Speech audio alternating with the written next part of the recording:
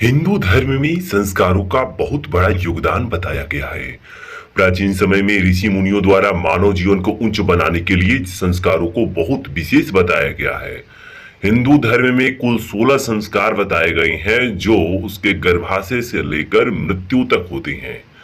मानव जीवन में कोई भी कार्य करना हो तो वह किसी संस्कार से ही शुरू किया जाता है। धार्मिक ग्रंथों में 16 संस्कारों का विस्तार रूप से वर्णन किया गया है। आइए जानते हैं इन 16 संस्कारों को।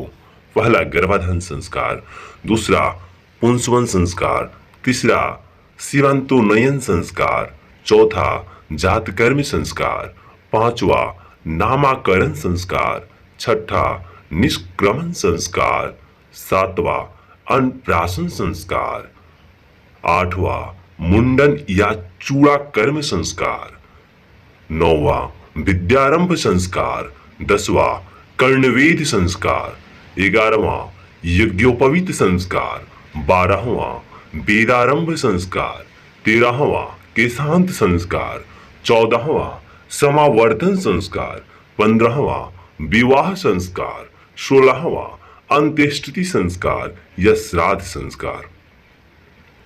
शास्त्रों में 16 संस्कारों के बारे में विस्तार रूप से बताया गया है। संस्कार ही हमारे व्यक्तिगत रूप को दिखाता है। यदि आपका व्यवहार अन्य लोगों के प्रति अच्छा है तो लोग कहते हैं कि आपके संस्कार काफी अच्छे हैं। दूसरे के आदर करने का जो आपको संस्कार मिले हैं उन्हें आपके परिवार से जोड़ दिया जाता है। गर्भाधान संस्कार, पहला गर्भाधान संस्कार है। सबसे पहला संस्कार है गर्भधारण संस्कार, जिसमें आपके जन्म से पहले आपकी माता ने आपको अपने गर्भ में धारण किया होता है। पुंसवन संस्कार दूसरा संस्कार है। पुंसवन संस्कार जो गर्भधारण करने के 3 महीने बाद होता है। इसमें गर्भधारण करने के 3 महीने बाद जब संरचना होनी शुरू हो जाती है तो माता पिता उनके अच्छे जीवन के लिए वैदिक मंत्रों से इस संस्कार को करती हैं। तीसरा सीमंतोन्नयन संस्कार। तीसरा संस्कार सीमंतोन्नयन संस्कार गर्भकाल के 6ठे महीने में किया जाता है। 6ठे महीने से 8वें महीने तक गर्भपात की संभावना ज्यादा रहती है, इसलिए यह संस्कार किया जाता है। इस संस्कार से गर्भ के शिशु और उसकी माता की रक्षा के लिए किया जाता है। चौथा संस्कार जातकर्म संस्कार है, जो शिशु जन्म के दौरान किया जाता है। इस संस्कार में शिशु के पिता उसे घी या शहद अपनी उंगली से उसके मुंह में डालते हैं। पांचवा संस्कार नामकरण संस्कार होता है। इस संस्कार में शिशु का उसकी कुंडली के आधार पर नाम रखा जाता है। छठा संस्कार निष्क्रमण संस्कार है। इसमें जब शिशु 4 से 6 महीने का हो जाता है तो इसमें उसे घर से बाहर ले जाकर सूर्य चंद्रमा के प्रभाव में लाया जाता है। 7वीं संस्कार अन्नप्राशन संस्कार में जब शिशु 6 महीने का हो जाता है तो उसे अन्न का भोग लगाया जाता है। 8वां संस्कार मुंडन या चूड़ाकर्म संस्कार है। इस संस्कार में शिशु का मुंडन किया जाता है।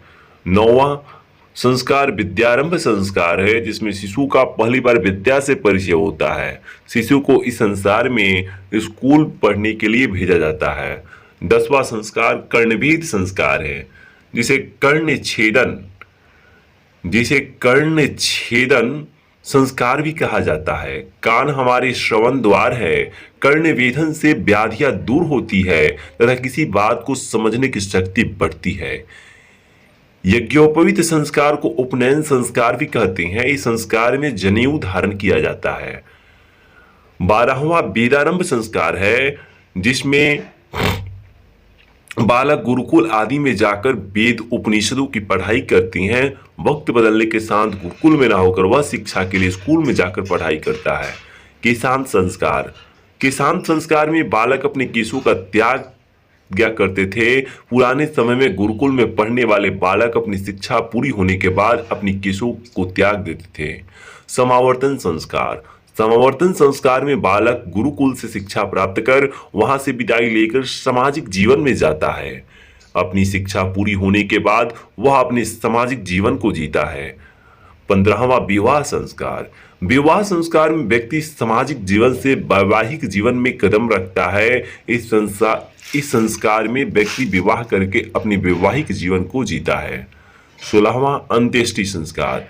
अंत्येष्टि संस्कार या श्राद्ध संस्कार सबसे आखिरी संस्कार होता है जिसमें व्यक्ति का अंतिम संस्कार होता है।